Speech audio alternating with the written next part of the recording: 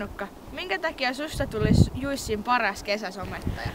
No, mä oon tosi tommonen positiivinen, iloinen ja mä oon tosi kova puhua, että mä puhun oikeesti ihan koko ajan. Ja mä oon tykännyt käydä konserteissa ja kuunnella musiikkia ja kaikkea sellaista. Se on ihan huipea. No, mitä kaikkea sosiaalista mediaa sä käyt?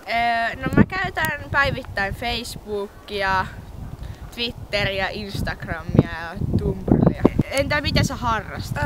No, mä oon ollut dogsitter kohta jo 4 vuotta ja mä oon seurakunnan isossa koulutuksessa, eli mä oon siellä nuorten illoissa ihan viikoittain. Entä millaiset kielitaidot sulla on niin kuin esimerkiksi Englannissa ja vastaavassa? Puhun suomea äidinkielenä ja sit mun englanti on ihan erinomainen. Kiitos Annukka. Tässä oli Kello 4 Jussi News. Nähdään kesällä.